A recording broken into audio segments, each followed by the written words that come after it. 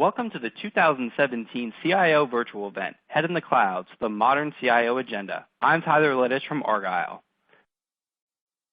First, we would like to thank KPMG and Workday for their partnership with today's event. They've been a wonderful thought leadership partner to Argyle and are committed to providing you with valuable content and a great overall experience. So thank you again to KPMG and Workday. We appreciate you joining us today. We welcome you to stay connected during today's event by using the hashtag ArgyleCIO.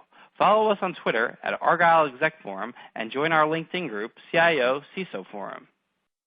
I wanted to take a moment to touch on our content neutrality policy, which we've curated based on feedback we've received from our members over the years.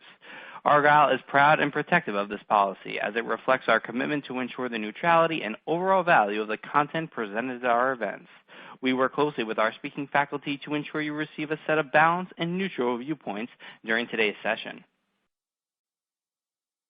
We will send a brief survey to you following the event, and we greatly appreciate your feedback as it helps to make sure we are always improving your experience. If you have any immediate feedback for us, feel free to reach us at feedback@argyleforum.com. We have a sampling of upcoming CIO leadership forums that may be of interest to you. We'll be in Los Angeles on April 25th and New York on April 25th. We'll be back in New York again on June 6th, Chicago on September 12th, New York again on September 14th, Toronto on September 27th, and Atlanta on December 12th. Finally, and most importantly, please submit any and all questions that come up during today's event into the Q&A section of the interface. Following the panel discussion, we've set aside time for our speakers to weigh in on your questions. And now, without further ado, I'd like to turn things over to Keith Mattioli, Principal at KPMG Management Consulting. We are pleased to have Keith with us to deliver some opening remarks. So, Keith, over to you. Thank you very much, Tyler. I appreciate that. And welcome, everybody. Again, my name is Keith Mattioli with KPMG, part of our IT advisory practice, where I focus specifically on cloud solutions, whether it's platform, information, or software as a service, and have worked with a number of our clients in varying industries to help them look at how they adopt cloud into their environments. Tyler, I don't actually see the live view in my presentation, so I'm going to have to go and do this a little bit blind right now. So hopefully everybody sees the opening slide on key takeaways. What we wanted to do today is take a little bit of time to share some information that we've had around prospects on cloud adoption in the marketplace. KPMG has been working with Harvey Nash for the last couple of years to facilitate one of the, actually I think it's technically the largest IT survey in the marketplace. It hits about 3,400 IT leaders across 82 different countries. It's the 18th year in a row that we've done this. And for context, I think in the past 18 years there's been about 10 new countries that have been started. It represents about $250 billion in revenue across those 3,400 surveyees, which would be something like the 45th largest economy in the world. So we think that's a pretty good perspective on casting some light on, what CIOs are focused on today, what IT organizations are focused on today. And what you can see here on this key takeaway slide is the idea of what's kind of important and what has come out of this survey. Cloud is the preferred delivery model for IT services. No surprise to everybody. Many organizations looking at a cloud-first approach to what they're doing from a technology perspective and being able to leverage cloud, more effectively within the organization. Most large enterprises, however, while they may have started off with cloud or software as a service as a one-off, let me get my credit card out and go buy some solution, we're now dealing with it much more in a hybrid environment, whether that's public-private, on-prem, or different service delivery models that are out there in the marketplace. And one of the topics that keeps coming up with that level of complexity is we're now dealing with these hybrid environments, right? We need to look at how do these fit into our overall IT architecture in order to get the true value out of what we're doing in the cloud. And then finally, being able to look at taking a much more holistic approach. And this is really the key theme that we've seen from these survey results, is that organizations are no longer looking at these as one-off sort of activities, but looking at it as part of their overall strategy. So that cloud-first strategy really becomes part of the IT architecture. So it's not something separate, something that somebody over in the corner does, get my credit card out, buy Salesforce.com sort of approach to things. It's really the bread and butter of what we're doing from our overall IT strategy perspective. And it's really focused on leveraging some of the things that these organizations are hearing from the board around improving agility, more focused on people, leveraging new technologies like artificial intelligence and process automation. So if we go to the next slide, thinking in terms of some of the key results that have come out of this. As I mentioned, most organizations, historically looked at cloud as a one-off tactical opportunity. It was really all about cost savings. Every organization is focused on pulling some costs out. IT costs happen to be a big part of any organization's costs today. And how do we move some of those workloads from high-cost on-prem legacy systems to what are perceived as lower-cost external sort of solutions out here? So as you can see in some of these survey results, adoption is increasing. And by the way, the dark is what they're currently doing this year, and then the lighter color is what companies are looking to do over the next 1 to 3 years. So continued acceleration around adopting of SaaS solutions. But the key thing really being we think about what's happening in the marketplace around digital transformation. Everybody has heard about the fourth industrial revolution, around robotic process automation, artificial intelligence, big data. All of that is being driven by cloud as the infrastructure associated to it. And it's really starting to look at cloud as being the answer to better value propositions and bringing real strategic value into the organization. So as you look at some of this adoption, and hopefully this isn't a surprise to everybody, and those on the line today are thinking in these same sort of terms, but really looking across the different delivery platforms for cloud and starting to see where companies are accelerating the investments that they have in the marketplace. So again, one-off tactical in the past, much more strategic approach today, but a continued acceleration of what is happening with cloud adoption. But it's not, again, just focused on the cost savings piece of the puzzle. One of the things that we always focus on when doing the survey across the years is why are people doing it? What are they trying to get out of it? And as mentioned, traditionally, a big part of the focus has really been on cost savings. That's easy. I can move some compute power from one place to another, save some dollars.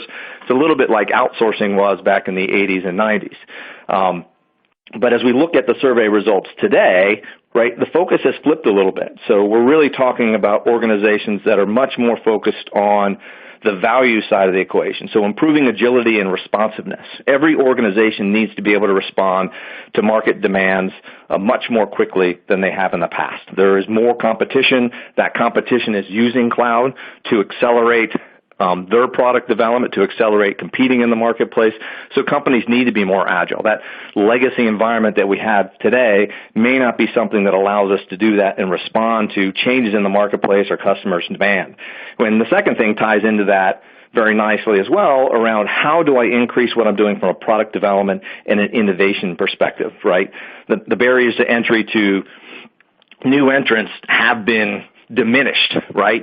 So product life cycles that used to be, maybe years are now months or even weeks. And we're really looking at organizations with time to market is the new value driver. So it's not just costs, but it's how quickly can I innovate, how quickly can I get new products out to the marketplace. And cloud is really an enabler of our ability to do that, whether it's moving costs from one bucket into the innovation bucket or whether it's allowing me to be more reactive to the marketplace. Think about two great examples that I think have been top of mind lately, Amazon Echo and Google Home. You think about what they've done is it's a simple device that sits in the middle of the room that you talk to. Everything happens in the cloud. And all of that is based on some very specific cloud services, something as basic as voice recognition that'll take that request and actually process it into something that can be understandable. And then the big data aspects of how do I take that request and map it to what's happened before, map it to what others have asked, and actually provide a valuable response associated to that. That's a great example of of being able to create a set of cloud services that are very specific, voice recognition, and then very generic, being able to store a vast amount of data that I can pull together, and has allowed a new product, that device, to come to the marketplace, which allows those companies to innovate. And then, of course, saving money is always top of mind for organizations. So where that may have been, number one or two in the past, it is really starting to move down the priority lists for organizations. It's always important, but I think the interesting takeaway in some of the surveys with the participants around this is that it's really very much focused on using those dollars to then fund innovation within the organization. So instead of, just literally saving for the bottom line, how do we create some self-funding opportunities for ourselves so that we can start to put that money back into the business, start to innovate, start to add some value into the organization. And that was really the big common theme around talking to some of these global organizations, is much more of a focus on leveraging cloud for value add, leveraging cloud for bringing new products to the marketplace, being able to compete in a much more highly competitive marketplace, ranging from startups to companies that are going through mergers and acquisitions to continue to grow, their revenue streams. And if we think about, however, that doesn't come easily. That doesn't come without challenges as to what's going on in the marketplace. So when we look at what are some of the barriers to adopting a cloud-first strategy, to adopting cloud across the organization, cloud has always been compared to a utility, right? Suggesting that you can just turn it on and turn it off and you don't really have to think about anything. That really oversimplifies what's happening in the cloud market today. With electricity, you don't need to worry about what type of it. Is it nuclear? Is it coal? Is it solar?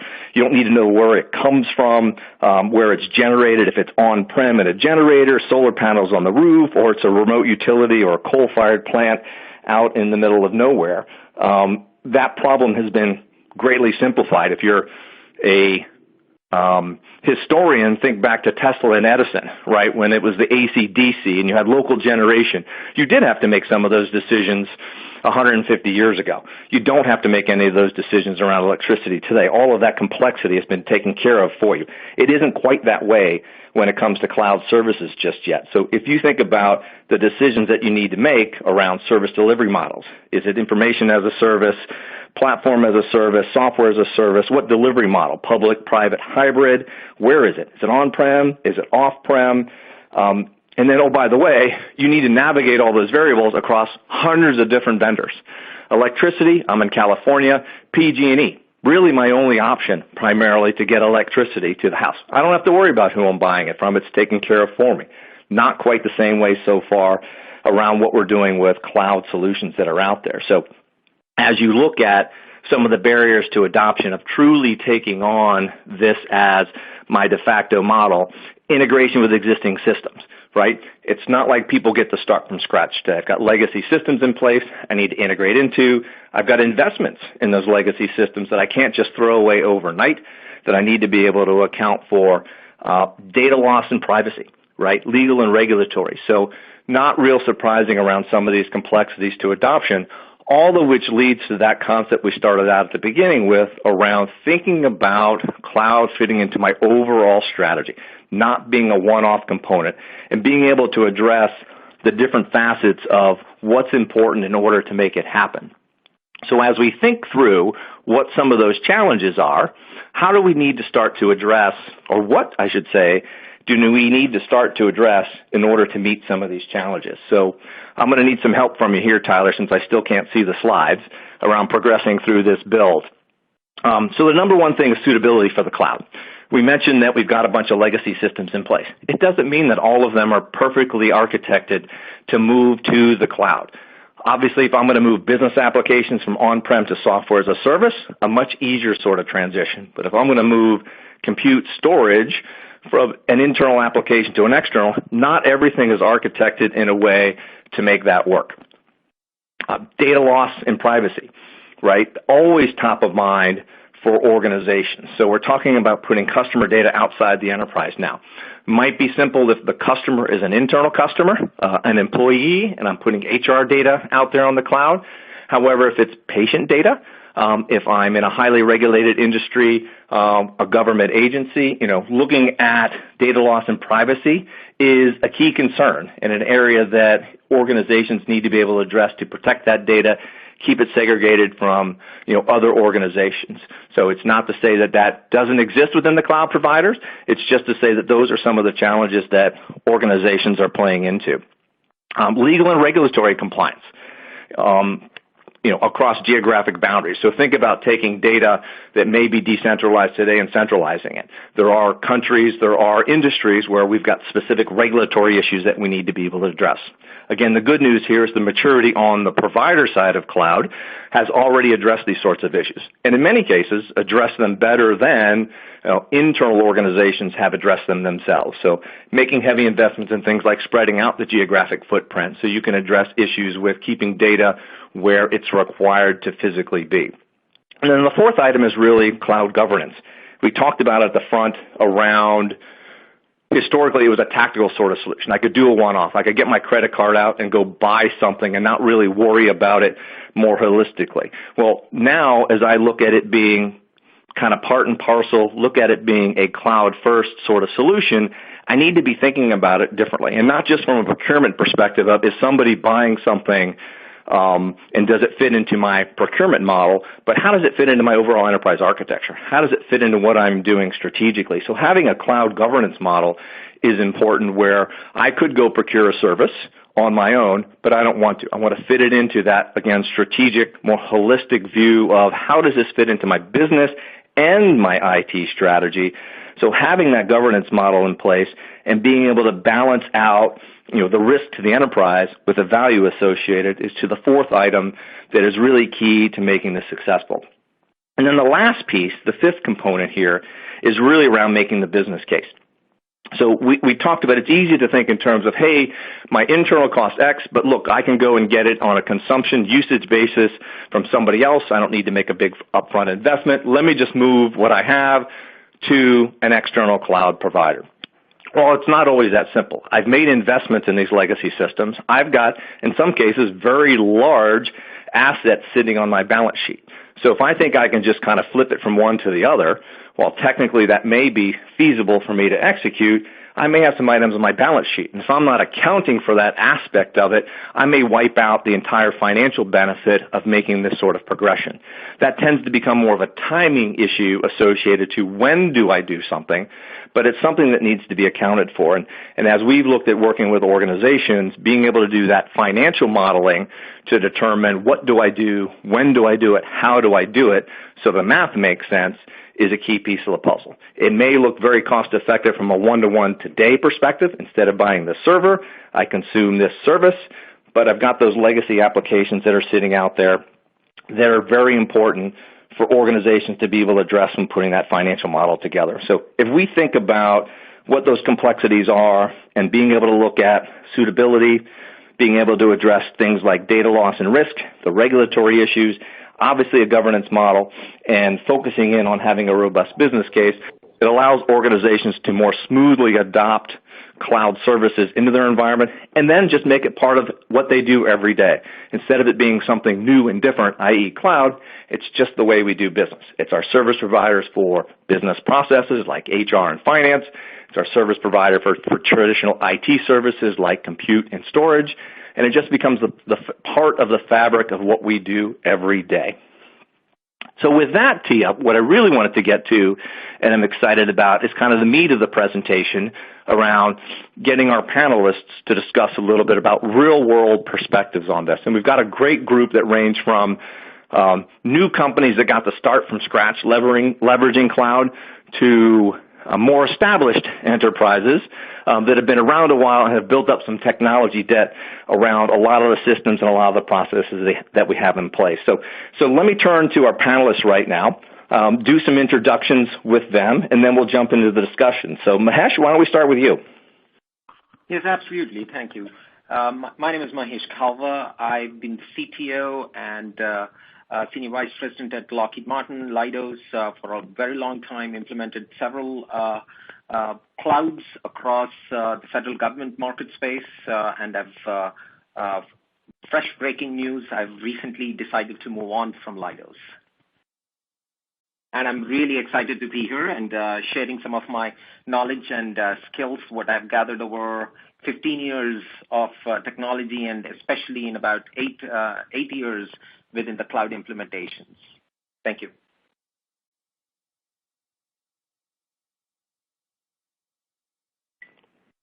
Sudhir? Good afternoon, everyone. Sudhir Menon. I'm the Vice President leading the Enterprise Information Management organization at Hilton, focused on data management and business intelligence.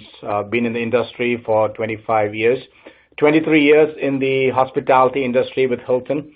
So again, design and build our hospitality platform on a private data center 23 years back, which supports our 5,000 plus hotels in 104 countries. And in the last 12 months, we've been on an innovation and renovation journey where we're doing all the work in cloud. So I've seen both sides and know what works and what doesn't work, and we'll be happy to share that with this group. Thanks. Augusto? Good afternoon, everyone. My name is Augusto Penchesov, currently the Chief Digital Innovation at Malincor Pharmaceuticals. Malincor Pharmaceuticals, for the ones that are not familiar, is a specialty brand, a specialty pharmaceutical company. What we are doing here, it's very interesting. You know, when Keith were mentioning we have some from the starters, Malincor, though, is a 150-year-old company. From a back office perspective, we have been doing cloud. We do cloud first. We put all the back office things on cloud. But the opportunity and the challenge, which we're starting, in when we look at how we use business systems on the cloud. So how we move things that are R&D, that manage data that is from a research perspective, patient perspective, to the point on how we engage with insurance, with payers. I think that is something that is new. We're starting over there. There is a lot of challenges because of the pharmaceutical regulatory environment. But it's really very exciting because there is a great opportunity to drive change and drive growth and innovation that eventually patients will benefit. A little bit background of myself, 20 years in the pharmaceutical industry. Thanks. And Stan? Yeah, hello, everyone. My name is Stan Sweet, and I'm Chief Technology Officer for Workday. Workday is a provider of software as a service solutions for enterprise financial management and human capital management. We offer those solutions to companies 1,000 employees and up. Been with Workday since we started 12 years ago and have been responsible for, among other things, building the development organization, running the security team, and am currently mostly involved with communicating information about our platform, how it is today, and how we're evolving it going forward. Thanks. So let's jump right in. And if you have some questions along the way, please submit them through the online application. We'll get to the questions towards the end of our presentation. So please keep those coming in along the way, and we'll get to them at the end. So to get us started, we talked a little bit about, a cloud-first strategy is really today's approach for companies. So, where it was easy in the past of just go buy stuff and throw your credit card out, it's much more integrated in the solution. Stan, Workday's in an interesting spot in kind of being able to start from scratch as cloud was really maturing. You mentioned 12 years ago that you started with Workday. You guys use it internally. You guys use it externally. So you're a provider and a consumer of cloud services that are in the marketplace. So how did you go about kind of starting from scratch and stringing this together, in the early days of cloud, if you will, and going along that maturity curve? So what were some of the complexities and challenges and things that Workday did to be successful? Yeah, sure. Well, you're right. We were lucky to be, as a startup, both a company with a clean slate, no legacy systems when we got going, and lucky enough to be small, I guess, and simple. I guess it's, pretty lucky for us that what we were manufacturing is software and not a physical product, because there were a lot of good cloud solutions even back 12 years ago that you could implement to build out your IT infrastructure. Our approach really, since we were going to be a software as a service vendor, was to, for everything we're looking for, we wanted to look SaaS first. And if we couldn't find that, then, we would identify products that would fit our needs, and from day one, the big religion we had was we'd host those products in a colo data center. So the big thing that was top of mind for us was to not build out any raised floor rooms for any of the systems we were going to implement. Shows you how long ago we started. I guess if we'd started the company a year or two later, we would have made probably a much more heavy investment in infrastructure as a service, but that was just coming together at the time that we started Workday. And when I think about challenges, probably two things pop to mind. In the early days, it was just finding the appropriate solutions that would work for our company. There wasn't end-to-end SaaS solutions that you could just select.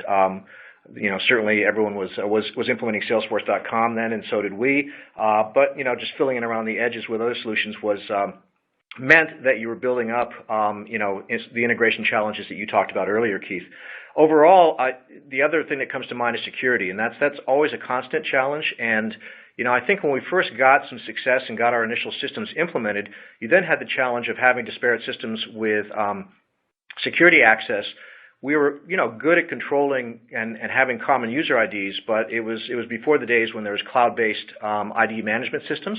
And so I do remember a problem of everyone having, you spent a large part of your day logging in and logging out of the different systems. It was really refreshing when we were able to get to cloud-based ID management to bring some consistency to how we access those systems.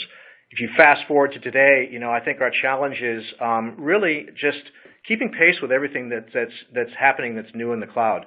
We're a larger company now, but still, I think you have to have the mindset that things are going to change, and you have to be able to embrace effective new tools to keep your workforce engaged. Like most development shops, Slack has really taken over for us, and so that's something that we're moving ourselves to for just general broad collaboration across. So I think it's just keeping pace with rapidly evolving technology.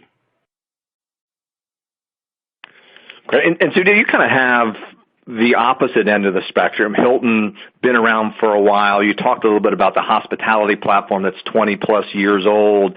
In looking at taking a strategic enterprise view with that robust of a legacy architecture in place, how is it different from what Stan talked about, some of the challenges that still existed, even starting from scratch?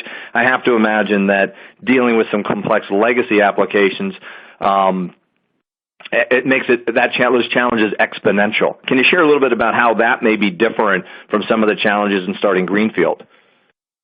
Absolutely.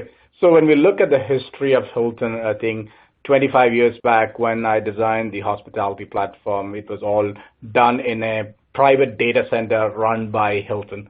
Then we built a platform that supports hotels across the globe. So we have a multitude of systems well integrated through a integration framework that we custom built. And then years later, about 9 years back, we decided to go more into an outsourcing model. And then we actually turned over the management of the data center to a service provider. It's still the legacy model, but managed by a service provider. And we've been running in that mode for the last 9 years. And then in the last 12 months, what we have done is we're keeping the legacy up and running as it is. It supports our global operations. We're doing some level of refactoring, some level of architecture on the legacy efforts to meet business needs. But as we are looking at renovation and innovation, and what I mean by that is renovation means we are renovating the existing business capability using a better architecture, microservices architecture, using cloud computing, and then we're innovating, which means that we're building capability that do not exist in the hospitality industry. So as we do that, we're building these capabilities from scratch. So we have all the knowledge, like people like me that have been here all this time know what works and what doesn't work. So with that knowledge, we're building from scratch. So we're not refactoring, we're building from scratch using a new architecture, using a cloud solution.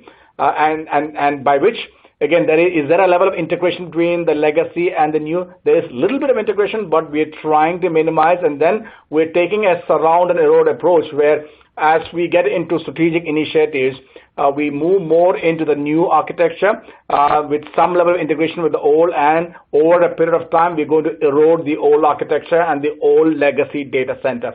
Good lessons learned. I think the good thing is that we can compare apples to apples. Again, we have been in the legacy mode. We have done it twice. by us managing ourselves, then using a service provider, and now we're going with a public service provider for cloud. So we're able to look at what works, what doesn't work, the pros and cons, and find the best fit that helps Hilton to be scalable and extensible for the globe. Great. So interesting.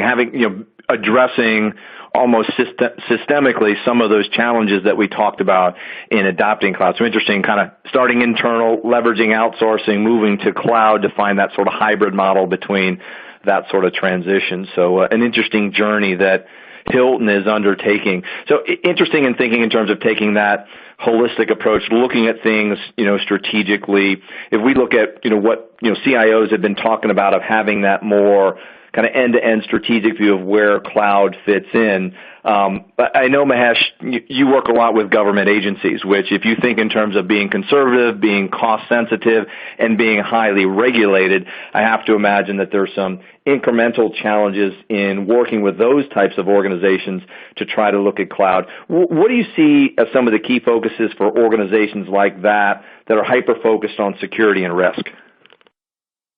I think it's a great question. It's not only for the federal government space, but all the governments and commercial organizations. The 5 principles, I would call it, right? Actually 4 principles, because one of the things that you covered it really well, Keith. So I'm not going to touch on that. But the thing is, you got to be mission focused. Thou shall know the purpose of the cloud. Don't build the technology for the sake of building technology, or don't build the cloud for the sake of building the cloud, right? You got to understand what is the real purpose of building the cloud. That has to be very key principle that you have to keep in mind when you're starting on the journey. The second most important thing is data classification. Thou shall know your data. One of the implementations way back when in 2008, 2009, when I was involved with NASA's JPL facility over on the West Coast, we looked at the whole concept of wheel of security, classifying the data, right? What is it? Is it public data? Is it less sensitive data? Is it moderately sensitive data? Is it sensitive data? Is this PII or PCI kind of data that you are very critical of if the data is stolen or move, internal leak if that happens. You need to be understanding of that piece of data. Then the extremely sensitive data, and then in the government space, life depends on it. This is the classified data, right? So if you understand these classifications, if you understand and put your data into these data buckets, then you can come up with the strategy around security and around the risk and basically your hybrid model as well, whether it needs to be in a public domain or a public data, or it's an on-premise data or a private cloud. The third component principle that you need to keep in mind is the cybersecurity. Needless to say, it has to be a bottoms-up approach. You can say you will start building the applications, release the applications, and then suddenly think of security as an afterthought. You cannot bolt on security. That has to be built ground up. You need to ensure that the security model has been built, whichever cloud platform that you choose to, and choose the appropriate security model for that. And the fourth one is the governance aspect of it. Finance, as you mentioned, Keith, earlier, you can have a credit card and jump on AWS or Azure or what have you, but ensure that there are methods and governance model that is put in place for portfolio management, integration with your local ticketing system, alerting methodologies. One of the challenges that we've always seen in some of the implementations that I was involved with is the use of it. Once you sign up for a bunch of virtual machines on the cloud, you forget what the purpose was. You tried some experimentation and you did that and you move on, and then you never shut it down, and your tab keeps going up if you don't shut that down. That kind of alerting methodologies, if some of the virtual machines haven't been used for this period of time, shut them down or what have you. That is something that has to be kept in mind. And lastly, the metrics. the SLAs with the cloud service providers, the cloud brokers, and how you're managing them, the data, the redundancy aspect of it, all of that will come into place when you're elevating the risk that involved with a cloud, whether it is private or public. So these principles, if kept in mind, is going to be your successful journey towards the cloud implementation that we have seen over and over again. Bottom line is promoting, we have seen a lot of hybrid cloud. That's where the government is moving. Highly secure data and processing in the private aspect of it, and the less secure data that I mentioned as in your wheel of security, if you will, in the public cloud domain. And that's a great perspective and a great framework to kind of think about it on. And I think all of us personally probably have that same problem around decommissioning our Netflix and Spotify and Apple Music sort of accounts as we get nickel and dimed every month. It's interesting to talk about that regulatory piece in the governance side. Augusto Malencroft, pharmaceutical industry, we think about some obstacles, right, to adopting new technologies, especially as it's external, right? Pharma, healthcare, it's got to be one of those on the top of the list. As cloud and software as a service has matured, industry sort of solutions that are out there have started to kind of rise and bubble up to the top. It'd be nice to think in terms, from your perspective at Malencroft, how are some of those industry-centric solutions helping or perhaps hindering what you guys are trying to do around leveraging cloud and software as a service?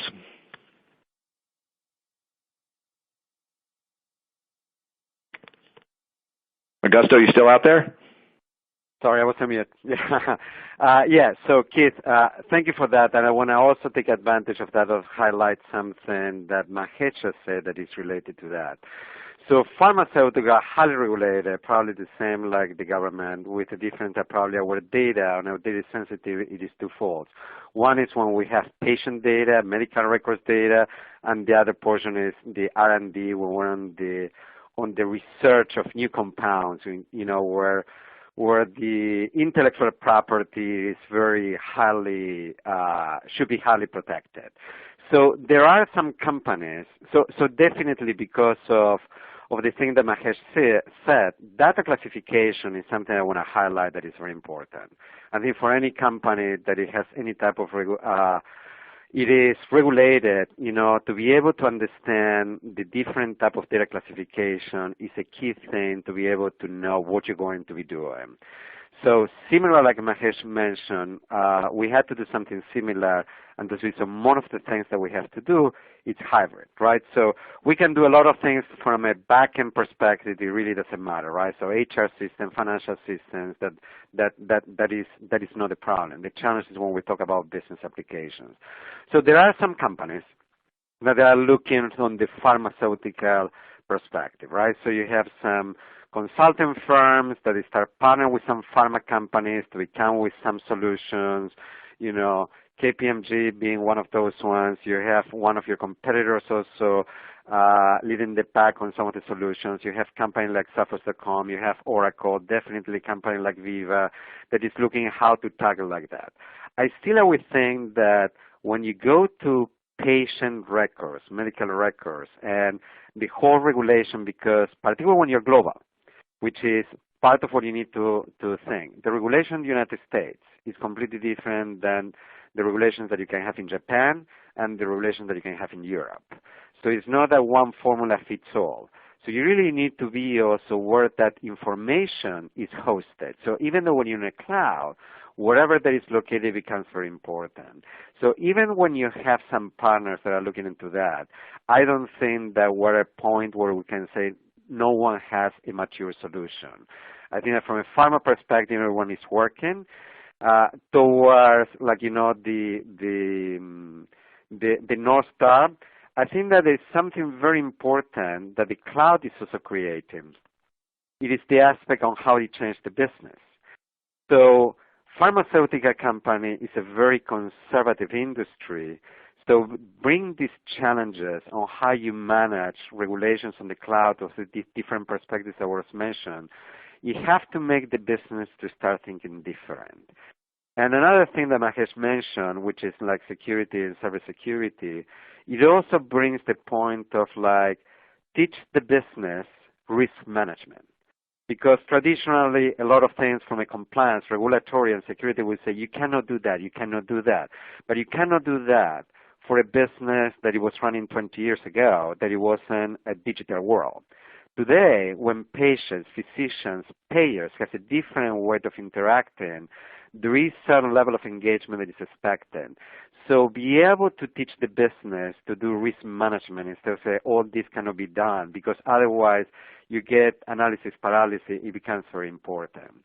So I know it's a long answer to your question, Keith, but the bottom line from here, I think there's two things. One, hybrid seems to be the model that is working the most from an architecture perspective in the pharma.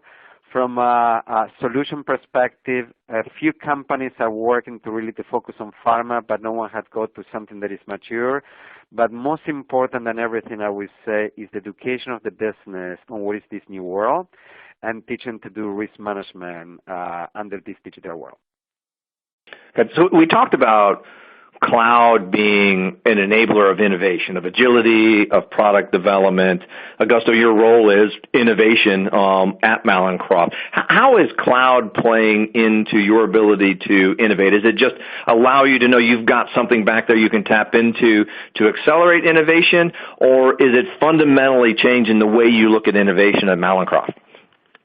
It is part of both, right? Because part sometimes of innovation, innovation, a lot of people associate with invention, and it's two different things. So part of the innovation is create the disruption to start thinking different. So some old solutions that exist in the market, still you can use it, but you use it in a different situation.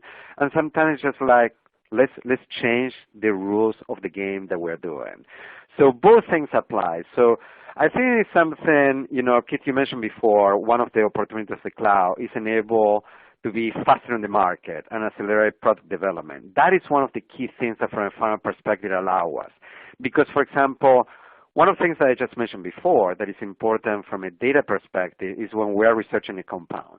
In many of the cases, when we are developing a drug, we have partnerships. So before, it was very difficult, those type of partnerships and how you share data, particularly because it has to be secure. So the cloud allows us that collaboration to collaborate faster, be more flexible. It doesn't matter the distance, the time zones that we are, which at the end of the day, what it creates is two very important things. A faster development of the product, but most important, time to market. And a pharmaceutical industry, time to market is very important, because be able to be first on the market creates a measure of difference.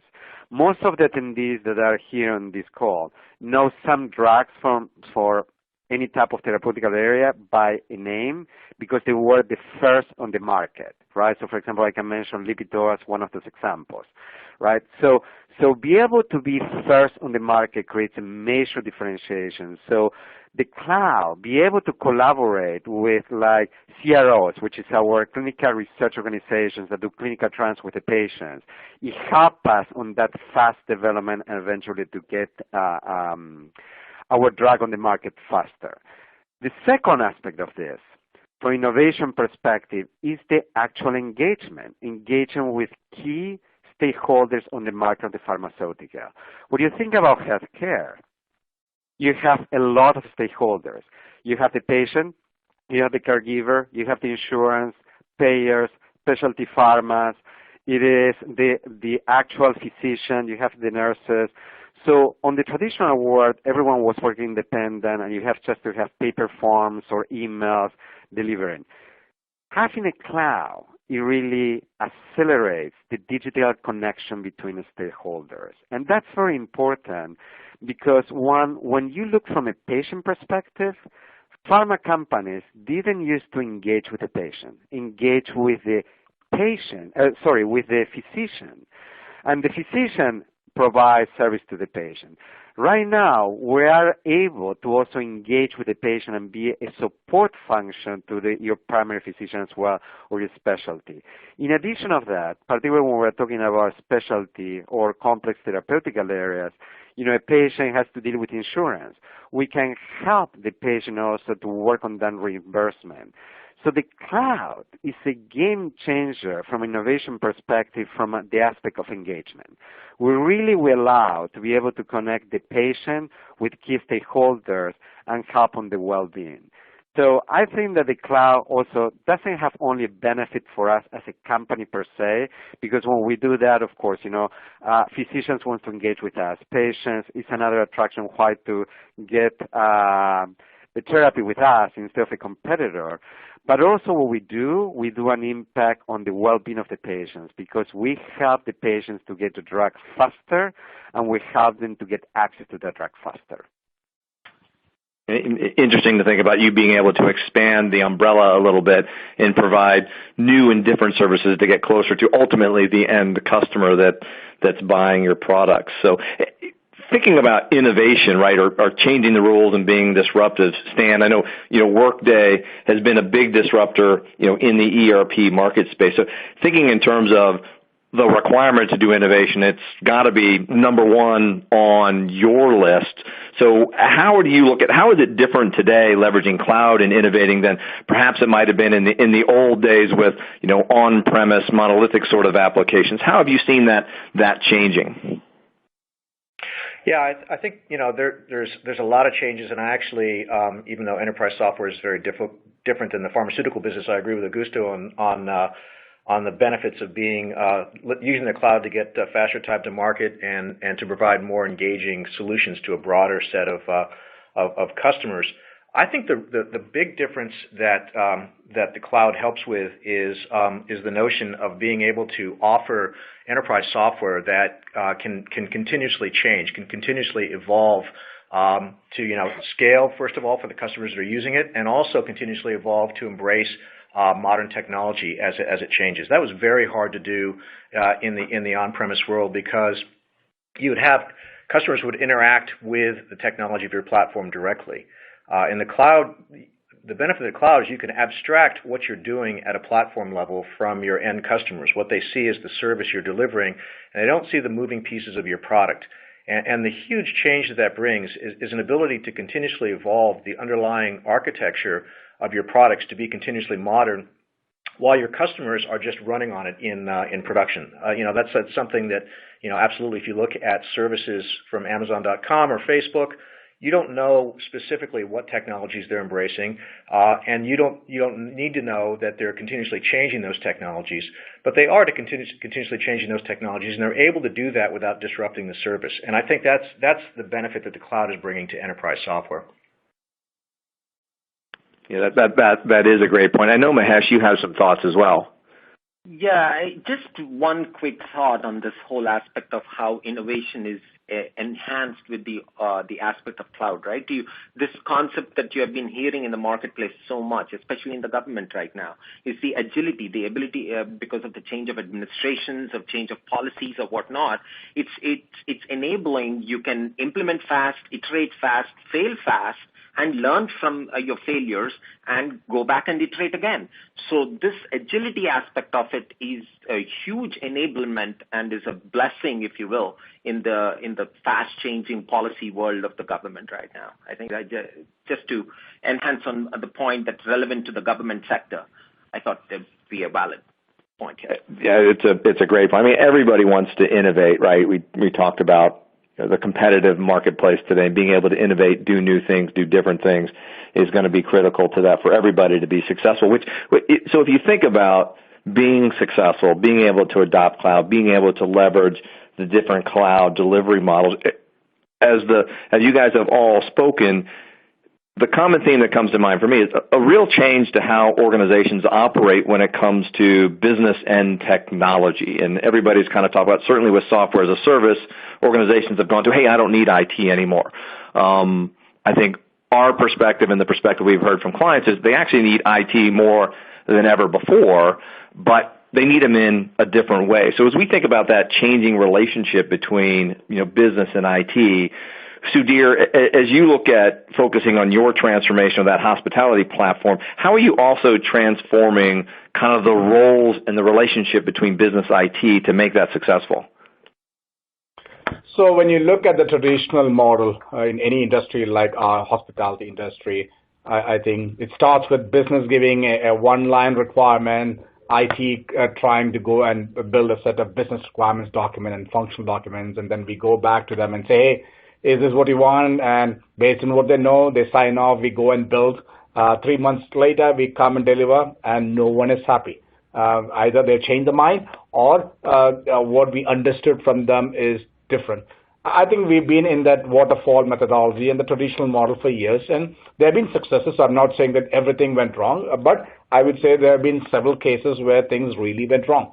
As we moved into this new model, more agile, using methodologies like Scrum, more in the cloud, where things happen fast, right? We're not talking about projects that go 6 months to 12 months or 3 years. We're talking about projects that go for 2 weeks to 4 weeks, all done in an agile Scrum where we prioritize the backlog and we work on things that delivers a minimum viable product. So in that mode, the skill set needed is also very different, just to start from the IT side. So there we look at Scrum Masters and IT architects that can think about a holistic solution, but think about something that can take small strides to get to the blue sky, where we think about a minimum viable product. So we made significant changes on the resource skill set on the IT side, thinking more of a service model where we can build components as a set of services and not the traditional monolithic application. So we have made a lot of changes on the IT side to bring in that skill set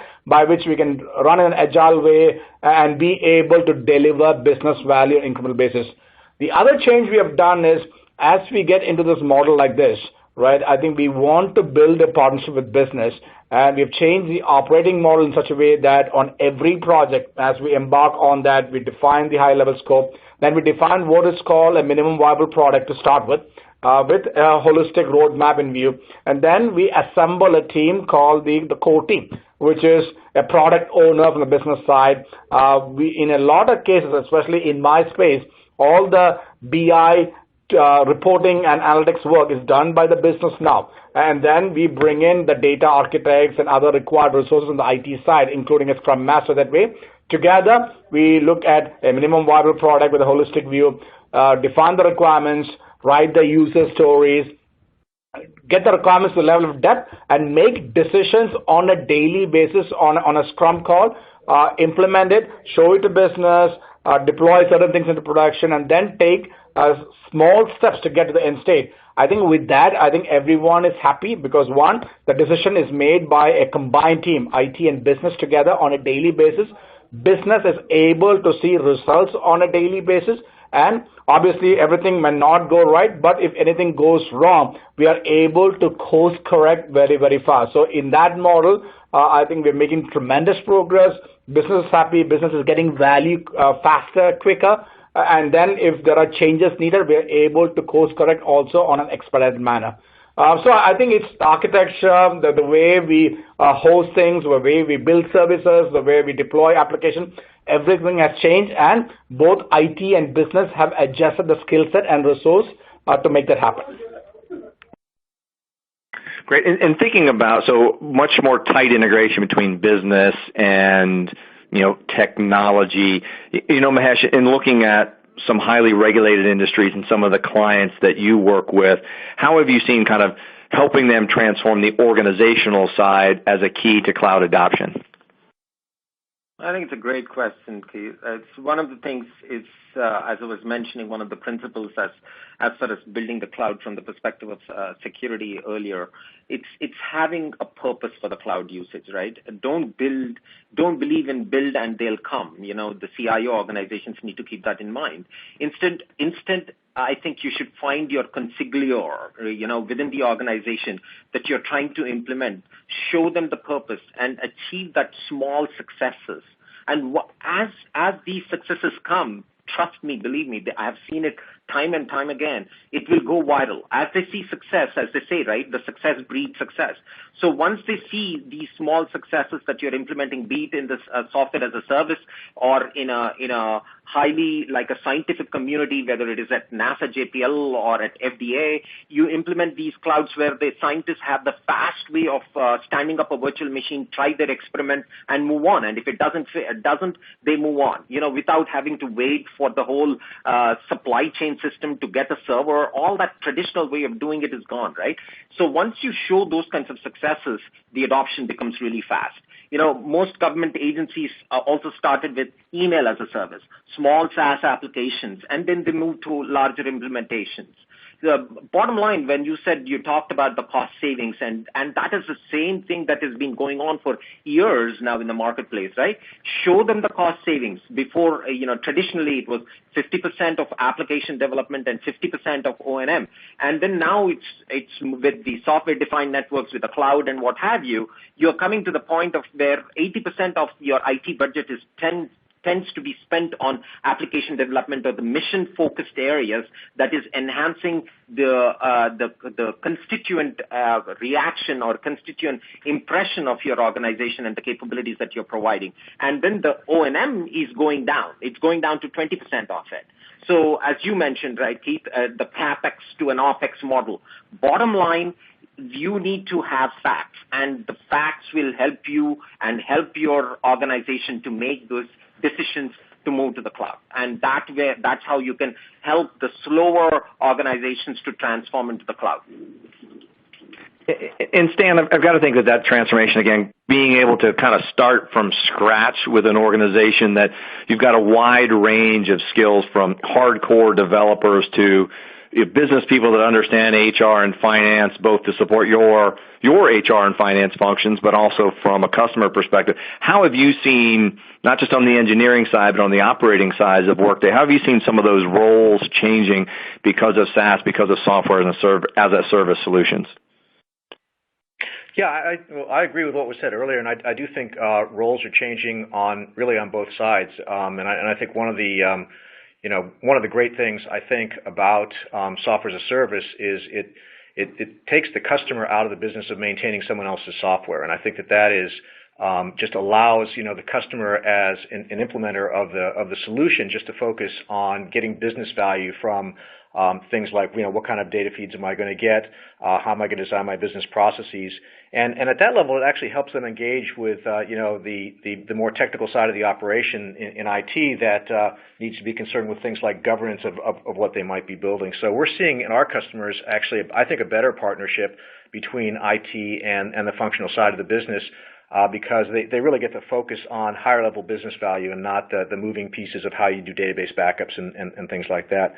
Similarly, internally, when we're building our software, hopefully your hardcore developers are still able to talk to people with domain expertise and interact with them. That's essential to write solutions that fit. And so I think as we move forward, there's definitely needs to be a tighter partnership between those groups as well.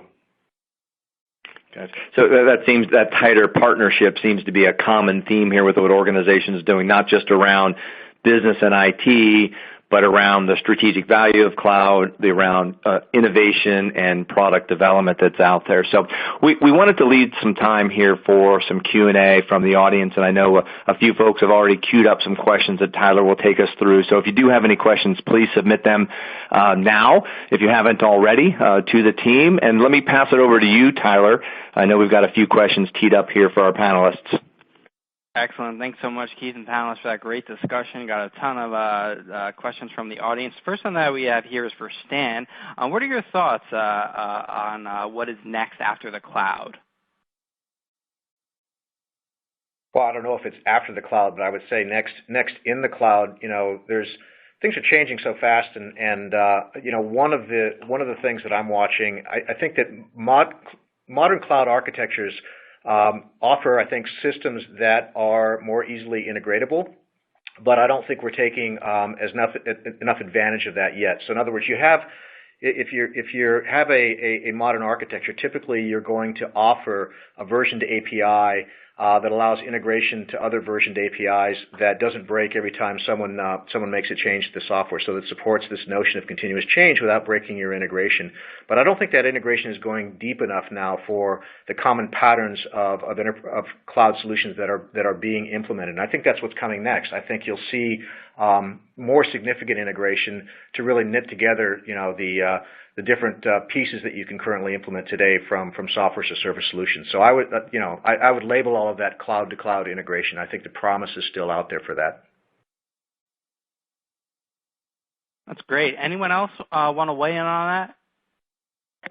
I think my thought is, especially I agree with Stan about it's not after the cloud. How do you leverage the cloud even better, right? With the advances that are going on in the Internet of Things and the artificial intelligence area, the ability of the virtual aspect of it and the real aspect of it, right? The predictive analysis versus what we were used to of after the fact analysis. That is going to be leveraging the cloud to the next level, and of course with the Internet of Things jumping with more and more devices connected to the cloud, it's going to be a very interesting paradigm changing world, if you will, in the technology area. Great. Thanks so much. Another one that we got from no specific panelists, so anyone feel free to weigh in on this, on how is cloud governance different than IT governance?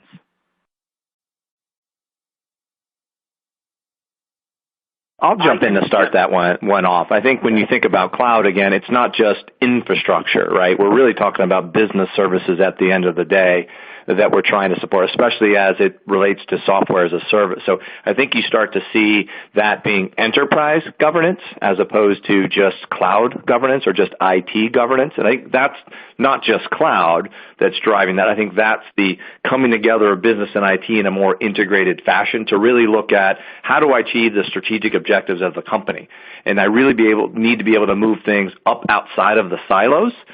It's no longer about IT standards. Am I a .NET shop or a Java shop, so to speak, right? It's really more about what are those business services. And I think Stan articulated the driver for that pretty well of if I'm using an as a service, do I really care about how it's being architected and delivered to me? What I really care about are some higher level features, security, data, right? But really around that end service that I get to consume as the customer of that. And I think that's driving that governance model to a more broad audience. And let's be honest, business, they're IT people, right? Everybody is their own CIO back at the house. And I think that's allowed people to understand these solutions a little bit better and start to integrate some of those things like governance at the enterprise level versus just the IT level. Yeah, and to tap into that, sorry. I was just going to say one thing to add to that was the only difference from the IT governance to the cloud governance is in the cloud governance, especially in the public cloud environment, if you will, you are dependent on a lot of external entities as well, right? This is where this whole aspect of SLAs come into place. You are dependent on these vendors' ability to keep, 4 nines, 5 nines, or whatever the SLA agreements that you have in place. So that metrics and how the cloud service provider or the are integrating with your internal support team is going to be a key place, and that is the difference. I'll say between the IT governance internally and the cloud governance. And obviously, I feel like the cloud governance is a subset of the overall IT governance that you have to look into within an organization. So what I see the opportunity regarding what is the difference, I don't see like at least here from a Manico perspective, that we need like a governance from a cloud. But what we have done is it have changed the rules. When we talk about the governance, first we have to look at the maturity of the organization is talking about IT governance, because it could be just a pure exercise of budget governance or resources governance, so who is going to take this. And those type of organizations might fall into an IT as an order-taker organization. As they get more mature, they might have more influence through that governance. When you get to business applications on the cloud, and I think that was part of the last question that before it was being addressed, is the change between the business and IT. When you get applications in the cloud, now you require more resources and IT that they have more business acumen. And the business appreciates that because they're working shoulder to shoulder on business outcomes. So just now, this whole thing is not about the technology or IT. IT just become an enabler. So the business acumen on the IT resources becomes very important when we go to the business applications on the cloud and the impact. So what happens when you're talking about governance, when you're looking in a cloud environment, is that those IT resources beyond just doing governance, impact business strategy. So I think that when you're on the cloud, you bring the IT governance one level above on the business, you become more a strategic partner, you become a business enabler, and you're just talking just more than IT governance. Now you're talking about business strategy.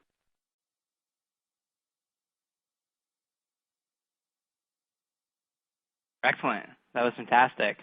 One that we got in from Manesh, what are some of those top challenges for cloud adoption in the federal sector?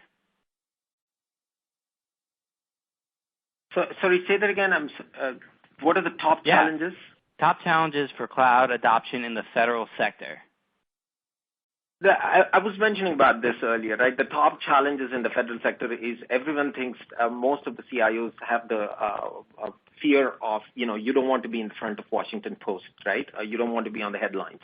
The cybersecurity has been the ultimate challenge that once when we go into the presentations mode and talk to the CIOs and educate their IT departments is how can you protect the cyber? How do you protect the data? It always is like everything that they have data, even the open data initiative, sometimes some of IT teams have the tendency to say, that is very, very sacred for us or very sensitive for us. But, you forget the purpose of it, the intent of it. It's open data initiative. How does it matter if I put it in a public cloud or in your private cloud? It's the concept of the cultural aspect of it, right? You have, I hate to say this word, but you have the tendency of the IT folks, IT teams who are server huggers. Once the concept of you cannot touch and feel your server, they think they're losing control of it. But as a matter of fact, from my perspective and experience, it's the other way around. You get more control because, again, you need to have the strong SLAs and what have you.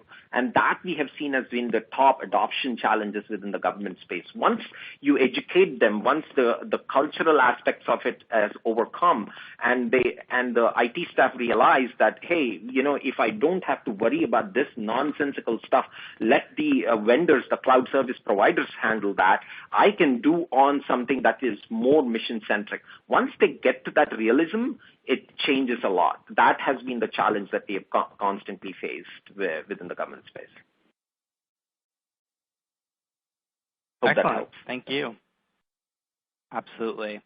This one came in for Augusto. Have you found any part of the cloud transition simpler than expected?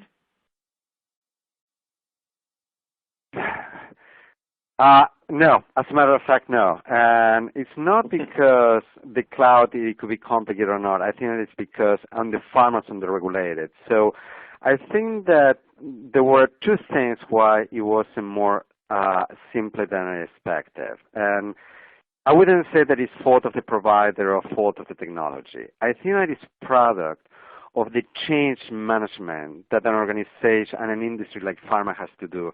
And I was referring to that earlier. The fact that we have doing business in the same way over and over and over for 100 years, and now we have the opportunity to change. You don't change overnight. So I think that the most difficult part of the cloud was not the technology, was like the adoption, the change management, to bring the business on board, that risk management that I was talking before. So from a security perspective, right, so Gartner has like those security models of maturity, and everyone wants to be on the level of 3.5 or 4 or whatever it is. But yeah, you could be over there maybe for enterprise applications. From a business perspective, where there is a game changer, and now from a user experience, you are competing with Uber, with Amazon, with eBay, with Netflix.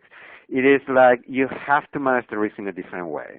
So we cannot look at providers with the same eyes. So looking at that data classification I mentioned before, it was painful. So I wouldn't say that it wasn't easier because of the provider with the technology. I think that what it made it complicated was because we see an opportunity to change our processes. We see our opportunity to change our policies, and that was painful. Excellent. Well, thank you so much, Augusto, and thank you everyone for joining us for this virtual event. That's all the time we have for questions, and this has been a fantastic virtual event. As I mentioned earlier, you will receive a link to a brief survey about your experience today, and we greatly appreciate your feedback. So thank you again for everyone for joining us, and we'll see you again soon.